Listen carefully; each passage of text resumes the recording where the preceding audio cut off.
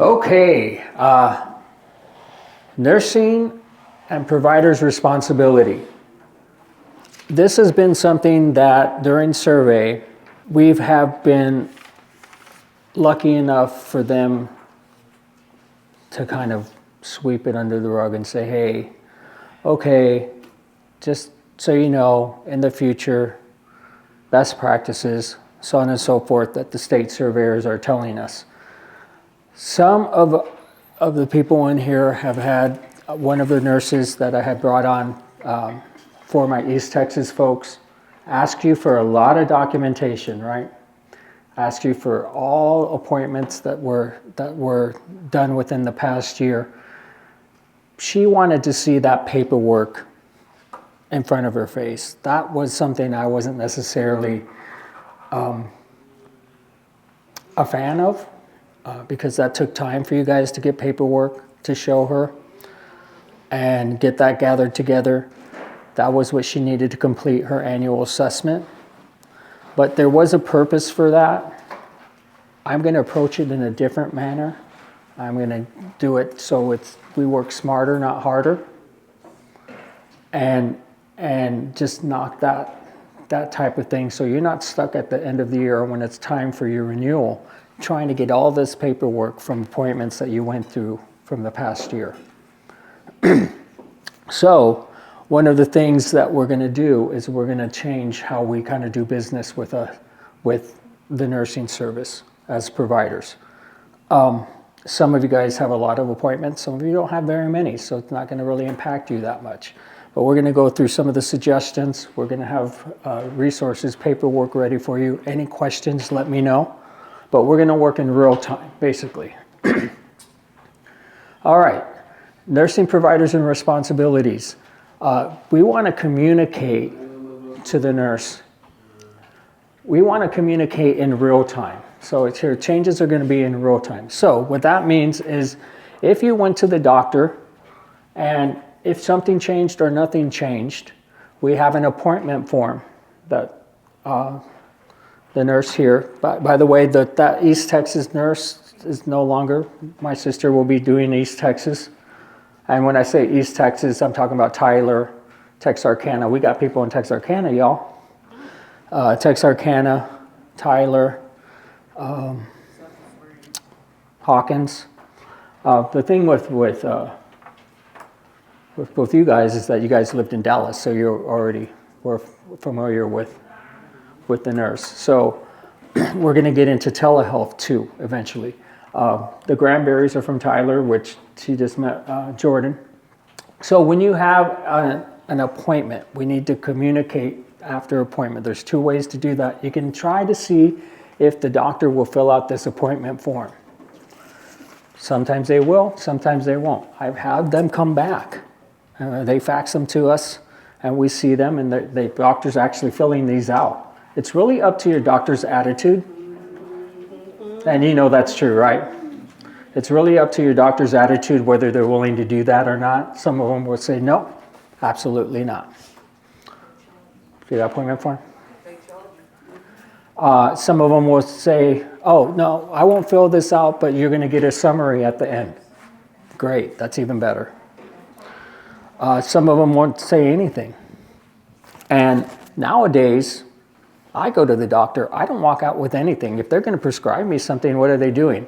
They're calling it into the pharmacy. We don't even walk out with scripts anymore. Well, unfortunately, HCS, they want us to have something to reflect on to assure that there is a change. Even if there wasn't a change, we need to document that there was no change. Does that make sense? So no change. Right. So he can put no change on this appointment form. So the key here is the communication. So that's what we have. This is the line most of you have.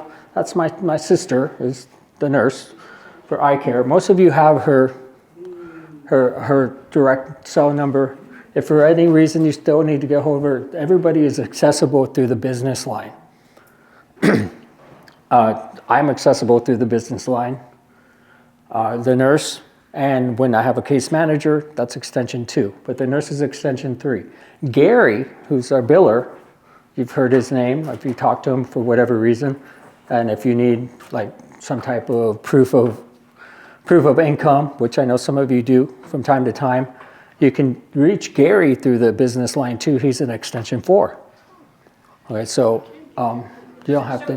This is for doctors and dentists? Doctors, dentists, yes. We're going to get into dental stuff too here. So we want to get this information to the nurse as soon as possible instead of waiting when it's time to do your annual assessment and you sit down and you give her the summary of all the doctors, and half the time you guys, it was in March sometime. So yeah, so we want to be a little bit more accurate in the information and that the nurse is aware of the changes, or even if there's no changes at the time of the appointment. So can I go into Joshua's portal? Yep. And just print out the summary? Yep. Yes. Yes. And I mentioned that too.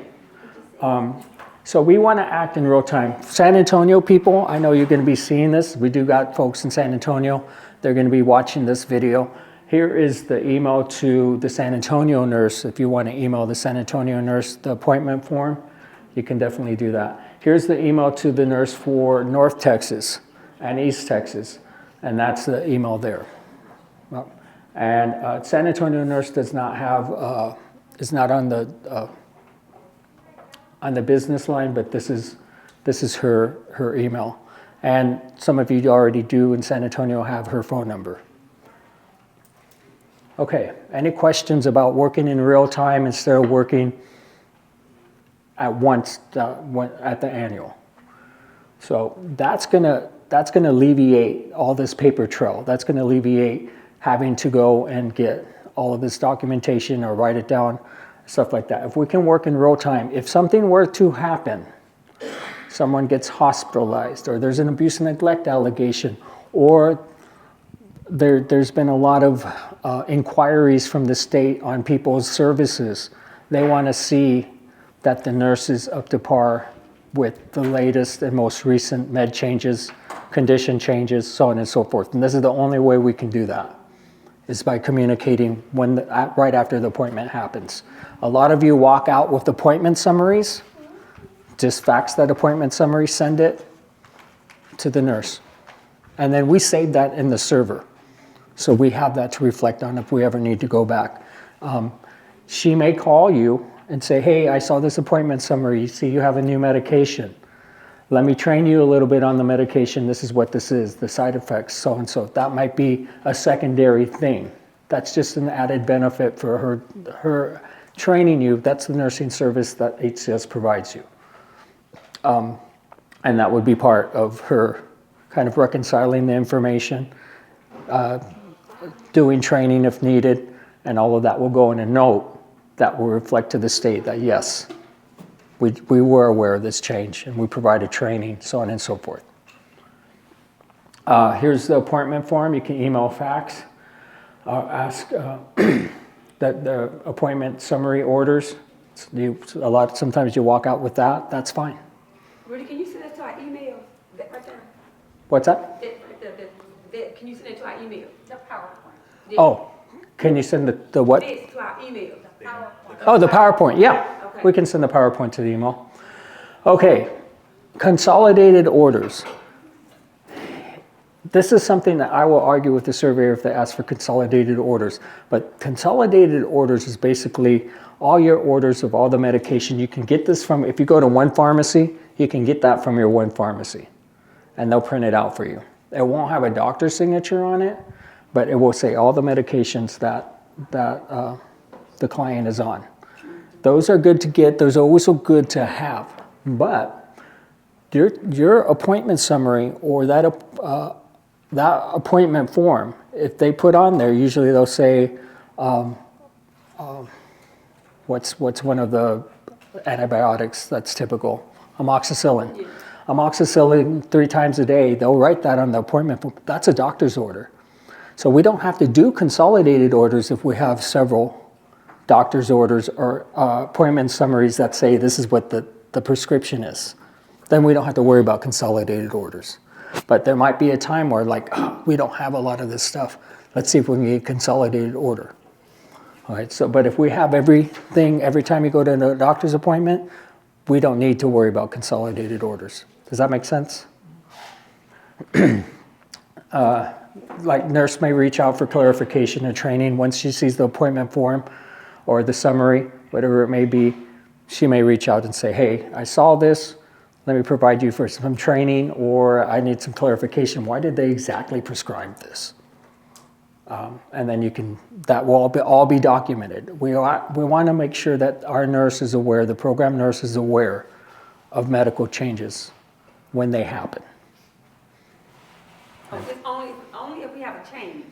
Well, even if you don't have a change, You still want, yeah, they went and that nothing changed. It's good to know nothing changed too. okay. And then someone said something about access to a portal. We can give access, or you can get into the portal and print some of those appointment summaries out. Each portal is different. Each Baylor has something different. Parkland has something different. MyChart, all of them, they all have different. Southwest has something different. So you might be dealing with 3 or 4 portals. Also, if you can get that information through a portal and print it out, and you find yourself walking out of a doctor's appointment, it doesn't, without anything, you can also hopefully go to your MyChart, whatever it may be, and print out the recommendations or the appointment summary. And then you just share that with the nurse. Okay, so that's going to be a change, but it's also going to be a good change because we're going to be on top of it. The state is coming in, looking at IPCs, they're looking at your plan of cares, they're asking for information, up-to-date information, and we just want to have that available. And that's happening more than usual this past year. They are scrutinizing plans of care, they're scrutinizing how much it's cost, do they really need this, do they, so on and so forth. And I have had some denials of services in the past year, right? Some people get denied services, so we want to have, although they might be pinpointing behavior supports, they're still going to ask for, send me what you got nursing-wise. Send me nursing notes and all this stuff. When that information comes in, the nurse is going to write a note that she received the information. And if she puts any training or she communicated, all that's going to be a note. So that's a billable note, which is great. But it's also a note that I can show the surveyors or the state UR review that yes, we are providing nursing. All right, annual assessments and risk assessments. Here's another thing that's due this year. We have risk assessments. Risk assessments, do we have them? Can we pass these out so you can see what they are? We have been cited on this, and this is something new. It's not necessarily new. Let me pass these out. This is our blank risk assessment, so you know what they look like. Oh, Tarrant County, you guys are next. The next survey is going to be Tarrant County. We'll go over survey results, but behind the scenes, when we had our Greenville, East Texas survey, we were cited on this. Little did I know that we had to do these risk assessments for everybody in the program. In the past, it used to be people who are only at risk of being restrained. We would have to do a risk assessment. They changed the rule. Unfortunately, I didn't know about it until they cited me on it. They changed the rule that doesn't matter whether they're a risk restraint, everyone has to have this filled out and in their file. And it has to be reviewed annually by the nurse. Initially, the risk assessment, when you fill it out, we have to fax it or send it over to your PCP. Your PCP should review it and send it back. Are they going to do that? Sometimes, yes. I've gotten some of these back. Some of them I haven't. I've had doctors call me and say, hey, I don't mind filling this out, but guess what? I want to see them. Because they can bill. That happens. They're not going to fill it out. We're not going to gain their signature unless they're going to be able to see you and bill for it. So if you get a call from your doctor saying, hey, I got this paperwork, I need to see Ryan, Can you please bring them in? That's because it might be more than likely because the risk assessment was faxed to their office. Some of them don't do that. Some doctors are going to be, sure. I don't even know if they look at it, to be honest with you. They'll sign it and they fax it back. I got some risk assessments back with doctor's signatures, and you guys might not even know it. I got a risk assessment for your client. We're going to focus on Tarrant County because that's the next survey that's coming up to share that we at least got these facts to your doctor. If your doctor does not sign them and send them back, there's nothing wrong with that. Annually, the nurse is going to have to review to make sure that information's up to date and nothing has changed. And we'll just fax again to the doctor. And we have fax confirmations. If they want to ignore it, we can't make them sign it. But we have to show effort that we've actually communicated with them. So about what, do we have a time period that they're coming to Tarrant County, or? We'll get to that. I'm hoping it's going to be soon. So no action on our part right now. No. Action might be for Tarrant County folks. 'Cause I'm going to do an audit to see who we have, because we did, before Merlinda left, one of her marching orders was to fax all these risk assessments out to the doctors, and she did, and some of Tarrant County's doctors are coming in. So it could have been yours, but I'll let you know. You guys, the only thing you guys really need to be aware of is you might get a call from the doctor saying, I want to see Josh, I want to see Raven, whoever it may be, because I have this document. I just don't want you guys to be blindsided as to why do you want to see them. They can say, well, we got this document from some place called Eye Care Services that they want us to fill out. About like PCPs or like specialists? We're sending them to the PCP, because everyone should have a PCP. Yeah. We're not sending them to a psychologist or a psychiatrist or neurologist or anything like that. We're sending them to who you've told us is the PCP based on the nursing assessment. So if your PCP has changed in the past year, we need to know who that is too. So that is the risk assessment. That's something we've been cited on. So we got cited in East Texas, then San Antonio survey came. We already knew that was something we didn't do, so we had already sent out all of them to San Antonio, because I kind of know what order they're going to come in. And then Dallas survey showed up, and when I say Dallas, Dallas County, Denton County, LifePath, Denton MHMR, not LifePath, the other one, Lakes Regional, not LifePath. No, sorry, I'm right. LifePath, Dallas Metro Care, Denton, MHMR, all is my Dallas contract. They showed up unannounced. Remember, last year, they're coming unannounced. They're not letting us know at all. They showed up, and we did not have, they showed up a lot earlier than I expected them, and we didn't even send one risk assessment out. So when they came in, I just admitted and threw in my white flag. Like, you're going to ask me for a risk assessment, there's none. She's not even one? I'm like, no. We're trying to go in phases, and we haven't got to Dallas yet, and you're already here. Fort Worth is next, so we're going to be proactive there. They could show up Tuesday. Monday's a holiday. But we did have some faxed out, so that's a good thing. If we can show that we faxed them, we're good. Even the doctor didn't sign them. So most of them, and I'm going to do another audit just to assure that we actually sent them out. So we're focusing on Tarrant County next. The other assessment they keep on asking for, although I argue with them, is a water assessment. Who knows what a water assessment is? They come in and test the water. Huh? The temperature? Yeah. When the survey, when we had the what are they called? The people that would come once a year, and you guys became their friends. Sometimes they got the only consistent people that would come once a year. The residential reviewers. Residential reviewers would show up. I mean, they were actually the most consistent people in the whole state that would show up every year. You guys got to know who they were. Say, hey, how are you? Come on in. And remember how they checked your water? Yeah. That's the reason for that. Now they're not checking the water. Residential reviews, if you remember from last year's training, they ceased. They're no longer. That department went away. Now they're asking us to do the water assessments. Who's the best person to do a water assessment? Well, not me. It wasn't Merlinda, although Merlinda filled some out because we knew we needed to have them. Water assessments in the rules say they only need to be done if the water is over 120 degrees.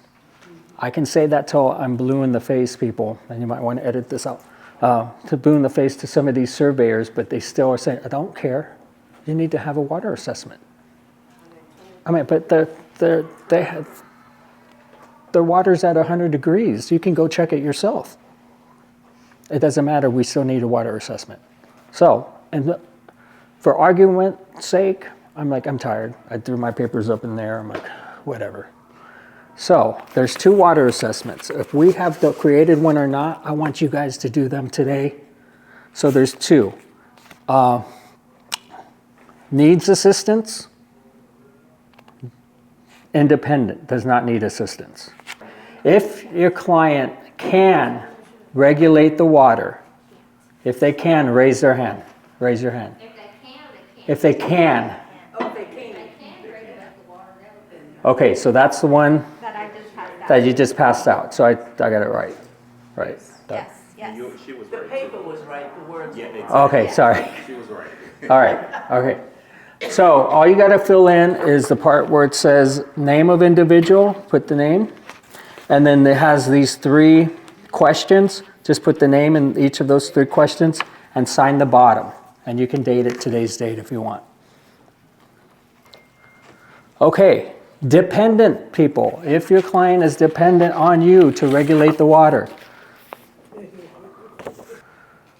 Okay. All right. Next thing we're going to get into is in-person versus telehealth nursing. All right. So we have gotten bigger. We've gotten we're all the way to Texarkana, all the way to the edge of Fort Worth, all the way down to San Antonio. So it's kind of getting a little bit more difficult to get these assessments done in person.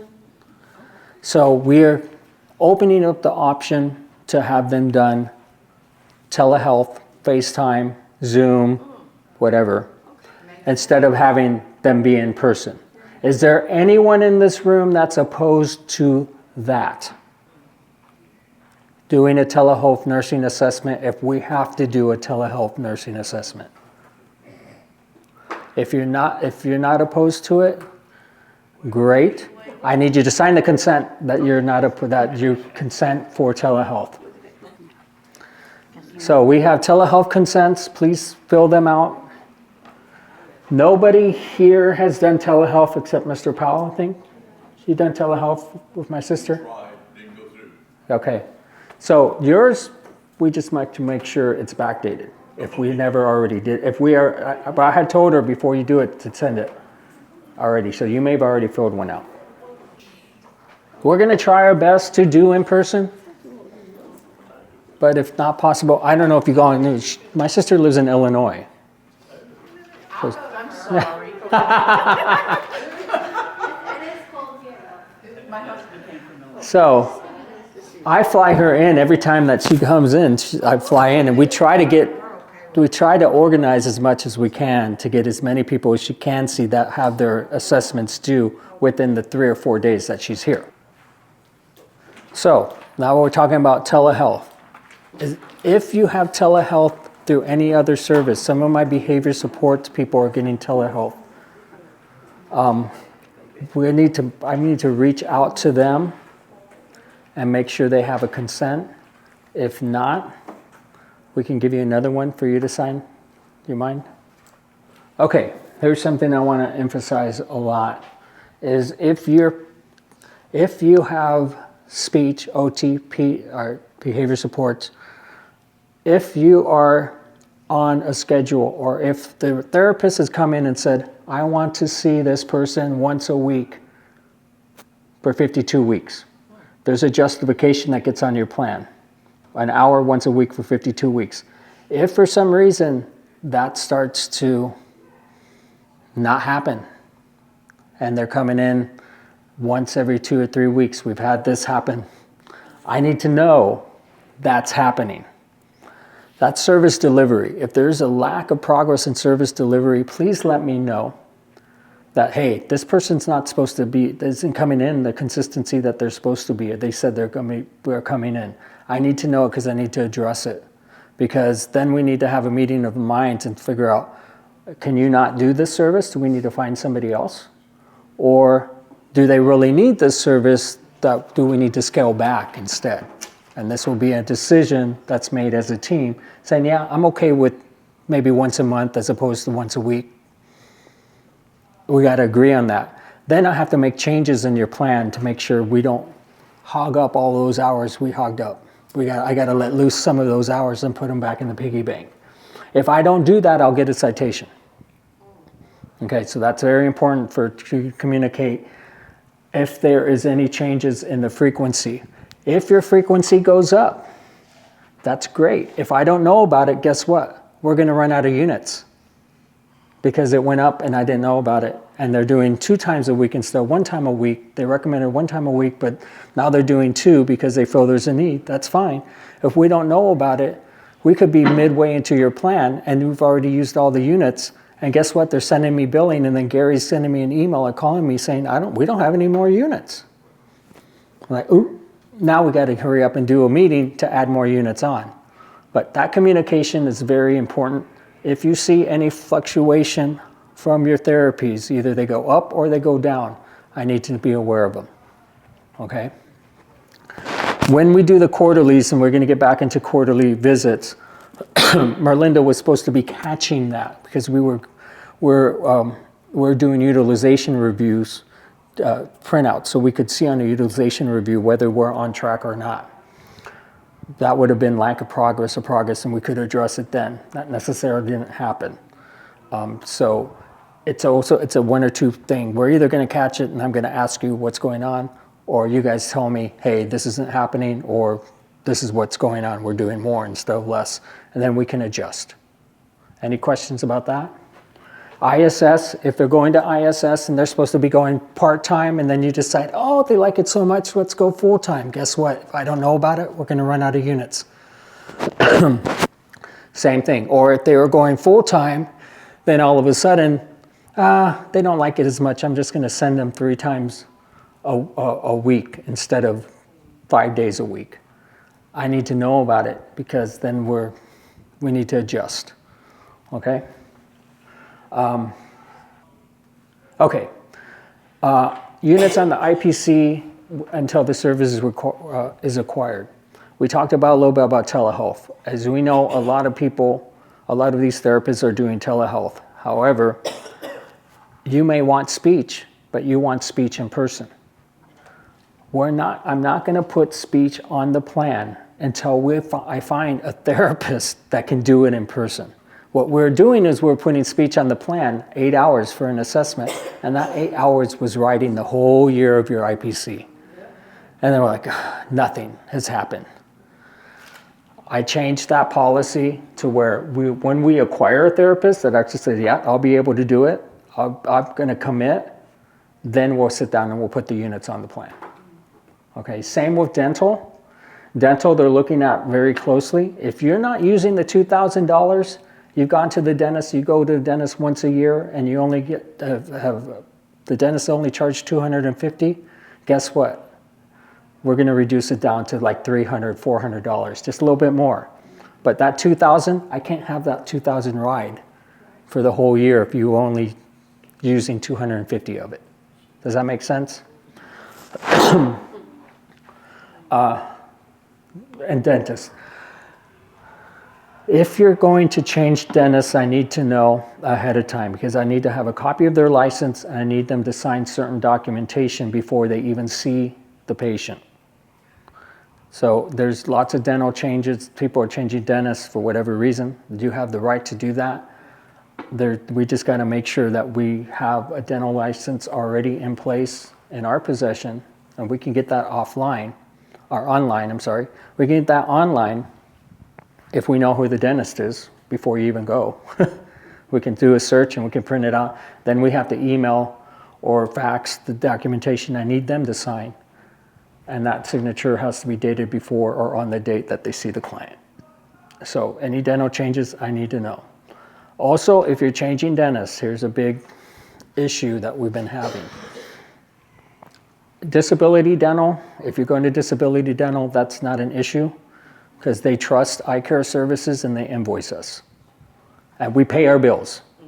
There's a lot of HCS providers out there that they're not paying their dental bills and they're not, that's an issue, but it's not our issue. However, we are having to deal with that with other dentists that some of them are saying, no, I need to payment either on before the service or right after the service. Well, who's the one with the credit card? And who, sometimes I don't answer the phone. So that just becomes a burden on us to try to coordinate that. If your dentist says, I need payment up front or at the time of service, I understand that. We're going to try, if you can, maybe find a dentist that doesn't have necessarily need that. If you don't have any other options and that's the dentist you want to go with and that's the only one that you feel comfortable with, that's fine. We need to coordinate. So I'm available on the phone, the day before or whatever, and remind me, the dentist is going to call you. The dentist office is going to call you at 3 o'clock because Josh has an appointment at 3 o'clock and they're going to want that credit card number. Right. So then I know at 3 o'clock on Thursday I'm going to get a call and make sure that the phone's in. That doesn't mean 100% guarantee, but most of the time we've been pretty good at getting that number to the dentist right then and there, and then they do what they need to do.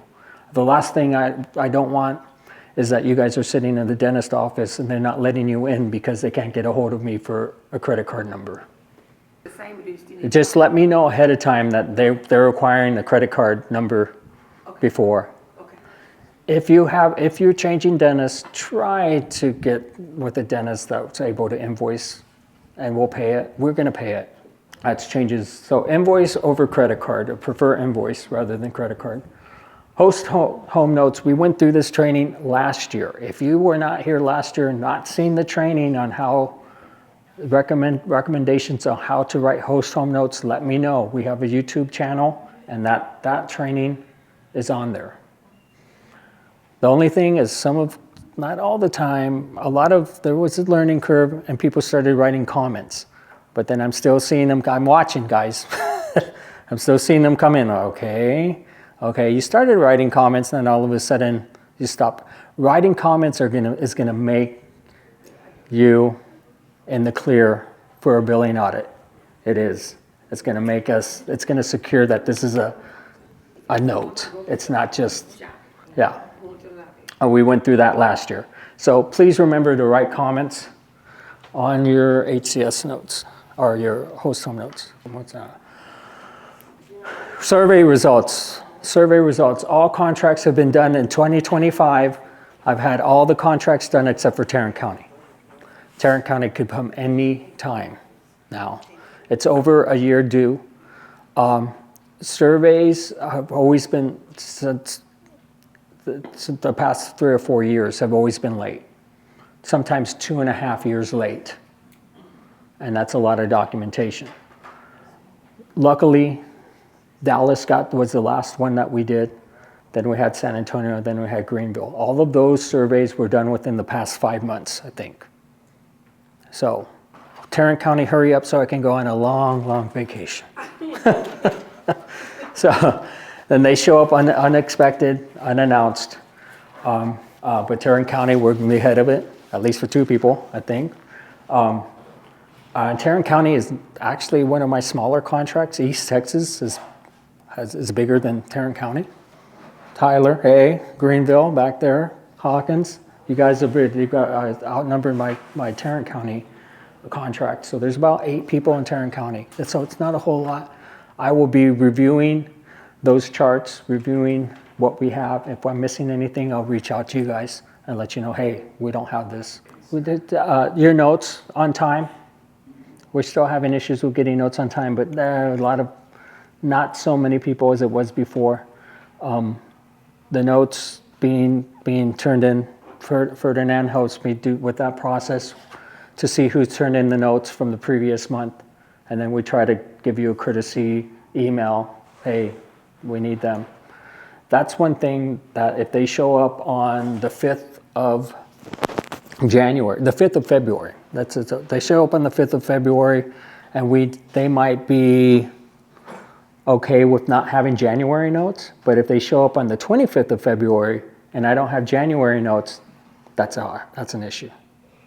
So we're going to try to make sure for everybody across the board, we're going to try better to reaching out to let you know that we're watching you. We know you don't have your notes in. I have stopped payments this past year for people. I have had to do that because I've asked them 3 times for notes and they owe us notes since November. And we're in January. I've gotten tired of, like my mom would say, I'm tired of talking to the wall. And I just, you know what? You know what's going to make them do what they need to do? When they notice that they didn't get that deposit on the 5th of the month. Oh, I wonder why. Well, they know why. And then by the 6th, I have the notes. And so, We don't want to do that. I think everybody in this room, we don't have that issue at all. and when they come to the house, what is, When they come to the house, they're going to do the inspection. So this is going into the citations, inspections. All right. When inspections started about 1.5 years ago, back in the summer of 2023, they gave us the list. And if you want a copy of the list, I know I gave it out to you all last year, we can email it to you. There's things on the inspection that we're failing on, that we shouldn't be failing on because it's black and white in the inspection. It's just unfortunate as the person who was doing the inspection didn't pay close attention to it, and I got cited for it. The biggest thing on the inspection that they're going to do is the smoke detectors. There has to be a smoke detector in the bedroom, inside the bedroom of the individual receiving services. There has to be a smoke detector located, it says directly outside of the bedroom. In the hallway's fine. When the inspection started, I was the one going out to do the inspections, and I was paying attention to that. However, people moved, and the inspections were supposed to be done, and we were supposed to catch that, and it wasn't caught. And they were chosen for survey, and something we could have easily remedied before the surveyors got there was to have a smoke detector in the hallway. Or there was even some that didn't even have smoke detectors in the bedroom. And we should have easily caught that during an inspection. It wasn't caught, and I ended up with a citation. So that's the bed. If you do not have a smoke detector in the bedroom of the person receiving services, please make sure there's one, and that there's one outside in the hallway of the bedroom. Okay?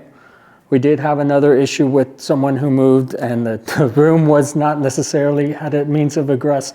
That should have been caught during an inspection, and it wasn't. We got a citation. And that's not really the provider's fault, but it's our fault because we should have known better. That should have clicked in somebody's mind. This might not go if the state comes out here. So we're resolving that. Abuse and neglect training is another citation we got, and it wasn't abuse and neglect training for you guys because I was on top of making sure you guys got that email every year. We can show evidence that you guys were sent the abuse and neglect training, even if you wouldn't send an acknowledgement form. I could show evidence that I send it. They came back one year and they said, "Oh, what about your dentist?" I'm like, "What? You have to send it to your dentist too." I'm like, "I've never sent it to my dentist before." Well, it says service provider. They're a service provider. I used to be a surveyor, so I'm like, I'm not going to argue with them because they're right. They are a service provider. But all your surveyors the years before and the years before and the years before never asked me for me to train a dentist on abuse and neglect. So they cited me, and I had to send the training to the dentist. So I had to show, and this was East Texas. So I had every dentist, all you guys as dentists got training an email, just if you know it or not. And I had to show them as my corrective action plan that I sent it to all the dentists in East Texas. do you have to do that every year? I have to do it every year. And we already did it this week. Is it worth the money now? We did it, so these kind of behind the scenes that we do in office that you guys might not know about, but we already got everybody. Dentists This already do that in their own office. Huh? Dentists already do that in their own office. I stand with you 100%, and you saying that, and it's the same thing I say to a surveyor, and they're like, oh, sometimes the surveyors just edit. Sometimes the surveyors just cite because for the meaning of citing, yeah. But those are the citations in the past three, the last three contract surveys we've had, which all of them have been done within the past 5 months, I believe.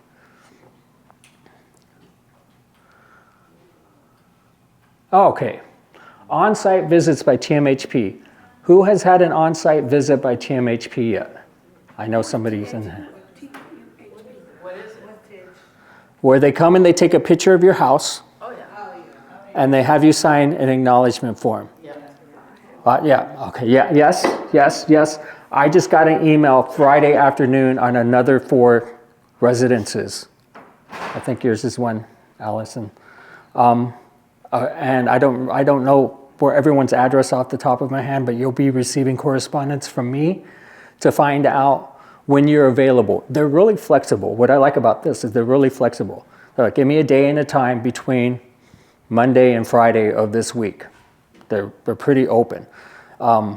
So if that hasn't happened, that's going to happen. Someone asked earlier about fraud, about eligibility and fraud and all that stuff. This is a fraud prevention project, basically. They want to make sure that it's not a PO box that I'm billing against, that there's actually it's actually a house that I'm billing or an apartment, whatever it may be, that the site is actually a legit site to provide services. That's all. They'll take a picture of the outside and they'll sign you, go inside. Do they even go inside? Yeah. Okay. And then they have you sign an acknowledgement form. Okay, if you haven't got that, you will be probably within the next couple of months, they'll be doing it. We're almost done with all of the houses. That includes my San Antonio people too. What does So, TMHP stand for? Texas Medicaid Health Partners. TMHP, Yeah, it is. That is right. huh? What you just said, it is. That is- Texas Medicaid Health Partnership. Uh-huh. Yeah. TMHP is what actually, I just say TMHP, but what this really is CMS. Have you heard of CMS? Mm-hmm. This is CMS outsourcing to TMHP because they don't have enough people to go out to knock on everybody's door. So they outsource TMHP's employees to go out and do this. TMHP is basically a database where all of your IPCs, all of the information I enter for plans of care are there, and they manage that. Okay, so they work in conjunction with HHSC. TMHP is basically a database warehouse where HHSC can pull up TMHP and they can see units, they can see all the information in there. If you move, I have to put in the move in TMHP. It's basically a database, but they do have people working they have a help desk and all that other stuff. Right. Yeah, okay, so TMHP also does they don't do Medicare, but if you're on Medicaid, acute care Medicaid, TMHP is on there. Right. So that's what they do, the on-site visits. This is supposed to happen once every 4 years. What I've been told is if you move, I'm supposed to update it, and they're supposed to come out and do it when you move. I'm updating it, but I'm not telling anybody. It's become a very, very hard process for us providers to get acclimated to. It's taken a lot. My Medicaid application is every 4 years, and I did that Medicaid application in August of 2024. And we're still doing on-site visits for that Medicaid application. Okay, all right, last thing. Consumer Advisory Committee meeting. Fire drills are the same as far as frequency. It's still every 3 months. Okay. Let me go through this quickly. Satisfaction surveys are for you to keep. You can fill them out. You can drop them off up here before you leave. Hopefully, the barbecue has persuaded you to be very satisfied.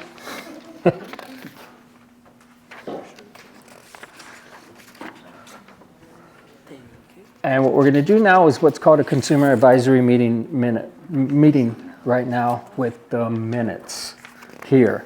This is something that we're going to start to do in person, maybe at a local restaurant.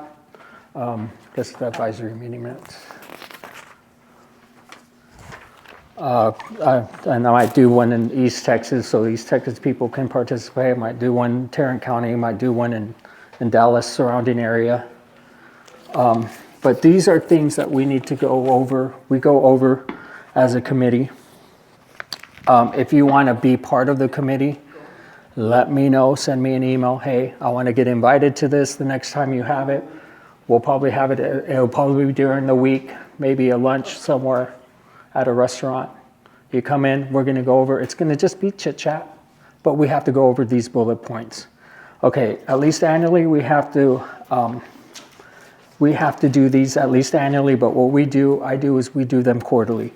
So the past quarter, which was October 2025 to December 2025, I didn't have any reports of dissatisfaction in all contracts: San Antonio, East Texas, Tarrant County, Dallas.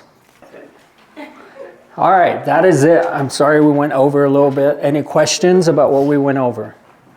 Just let us know when we gotta do our fire drills, we'll be good. Well, yes. Fire drills. I do have, if you do not have, Yeah, I thought you have a list or something. I have a complaint process too, if you want to fill that out and just hand that in. Okay. That really hasn't changed.